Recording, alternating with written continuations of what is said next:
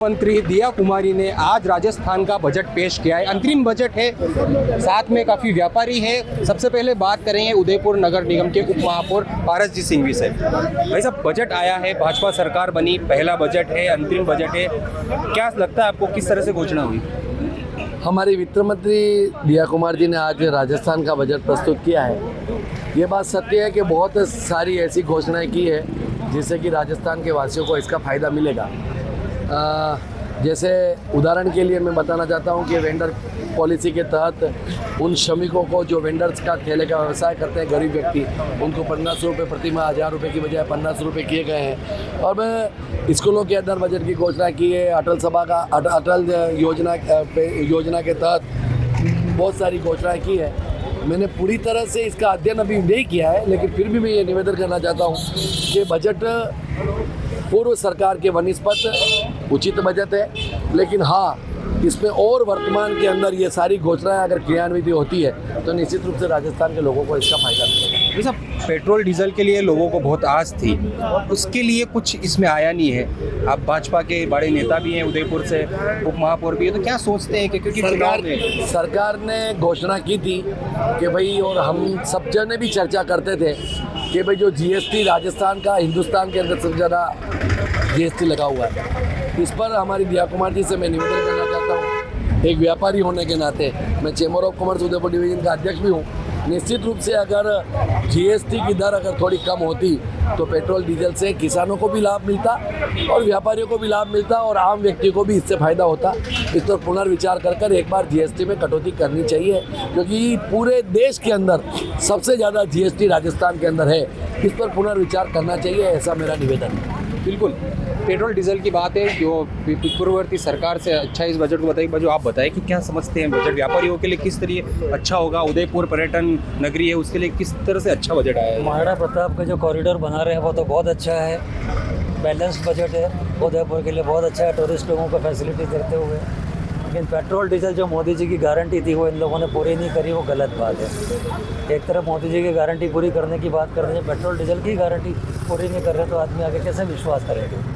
वो और क्या समझते, उदयपुर से जुड़ी हुई जैसे इलेक्ट्रिक बस भी दी है यहाँ पर, तो ज़रूरत थी यहाँ पर उसके आने से कुछ फायदा? बस की तो बहुत ज़रूरत थी, पब्लिक ट्रांसपोर्ट की बहुत ज़्यादा ज़रूरत थी उदयपुर में। और जितने टेम्पोज़ की न्यूसेंस है यहाँ पे वो और कम होनी चाहिए, वो तभी कम होगी जब पब्लिक ट्रांसपोर्ट बढ़ाए जाएंगे। आप बताएं, आप क्या समझते हैं? नए बजट आया है, अच्छा बजट है, बजट है उदयपुर के लिए तो विशेष तौर से अच्छा बजट है। एक पर्यटन की दृष्टि से जो बजट पास किया गया है और 100 करोड़ रुपये दिए हैं, और जनरल भी बजट दिया है, सोलर के लिए सब्सिडी दी है, और भी कुछ युवाओं के लिए इनोवेशन के सेंटर भी खोले हैं उदयपुर में। ऑल ओवर बजट बहुत अच्छा है, निश्चित रूप से मैं इसको तारीफ करूँगा। अच्छा, 70,000 नई भर्तियाँ बेरोजगारी दूर करने के लिए की, क्या कुछ इस तरह ये ठीक है? युवाओं के लिए ये पार पा पाएंगे या फिर वो युवाओं को इस तरह आकर्षित कर पाएंगे, बेरोजगारी दूर कर पाएंगे? हाँ, 70,000 भर्तियाँ बहुत बड़ी बात है और पारदर्शिता से भर्ती हूँ। हम तो यही चाहते हैं कि पिछली सरकारों में जो पारदर्शिता नहीं रही, युवाओं में एक मन उनका खराब हुआ, ऐसा नहीं हो कि बिल्कुल पारदर्शिता से अगर युवाओं को रोज़गार मिलेगा तो युवा देश का भविष्य है और वो उस देश को चलाने वाला है। तो अगर बेरोजगारी होगी तो निश्चित रूप से देश में खराब स्थिति बनती है। रोजगार होता है तो आदमी अपने काम से मस्त रहता है और देश को आगे चलाने में योगदान तो ये 70,000 पहुँच पाएगी, क्योंकि पिछली सरकारों में देखा जाए, भाजपा हो या कांग्रेस, कहीं ना कहीं घोषणा होती है लेकिन पूरी तरह से अमल नहीं होता।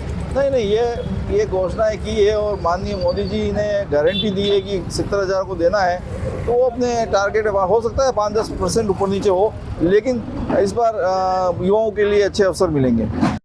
इनसे बात करेंगे। आप यूथ हैं, किस तरह से देखते हैं राजस्थान का जो आज बजट आया है, पहला है भाजपा सरकार का? अभी जो बजट आया उसमें सबसे पहले 70,000 नौकरियां निकाली है, तो हमारे युवाओं के लिए बहुत बढ़िया काम किया गया। बट पिछली सरकार का देखते हुए जैसे पेपर लीक हो रहे थे उस जैसे आगे ना हो, बस की कामना करते हैं। और उन्होंने नया टूरिज़्म को सपोर्ट देने के लिए उदयपुर शहर के लिए बहुत अच्छा किया है। वीर शिरोमणि महाराणा प्रताप जी के लिए के नाम पर आपने कॉरिडोर बनाने की घोषणा करी है, 100 CR देने की घोषणा की है, उससे पूरे उदयपुर का टूरिज़्म को अच्छा बूम मिलेगा। और साथ साथ इनने आपने जो साइबर सिक्योरिटी लेकर केंद्र खोले उससे बढ़िया काम किया है, क्योंकि आज के ज़माने में आप ऑनलाइन आप जितना सेफ़ हैं और उतना आप फिज़िकली सेफ़ हैं, क्योंकि आपकी सारी जानकारी ऑनलाइन है और उससे बहुत सपोर्ट मिलेगा। और आपको जैसे आपने रिलीजियस टूरिज्म के लिए भी आपने अच्छा खासा दिया गया है। 20 मंदिर को रीडेवलपमेंट के लिए आपने दिया है। आपने गेहूं के ऊपर MSP लागू करी है, जो बहुत बड़ी बात है क्योंकि इतने सालों से अटकी हुई थी। और इसके अलावा आपने लैंड टैक्स ऑफ किया है। लैंड टैक्स ऑफ करने से बहुत जितने भी कॉमन मैन है उनको बहुत लाभ मिलेगा। उसके अलावा भी कुल मिला के बजट बहुत अच्छा गया है।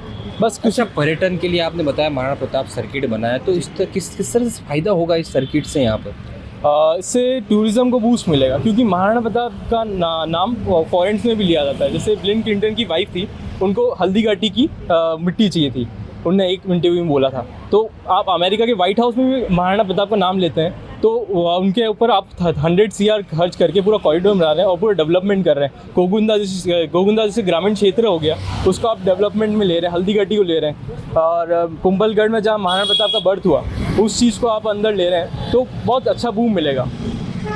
तो ये थे हमारे साथ में युवा और व्यापारी वर्ग और भाजपा के प्रतिनिधि, जिन्होंने बजट की जो घोषणा है उसको अच्छा तो बताया, लेकिन सबसे बड़ा मुद्दा था पेट्रोल डीजल, जिसको लेकर निराशा हाथ लगी है व्यापारी वर्ग को। लेकिन उम्मीद जताई जा रही है कि ये अंतरिम बजट है, इसके बाद में पेट्रोल डीजल के दाम कुछ कम किए जाए। ABP न्यूज़ से विपिन सोलंकी, उदयपुर।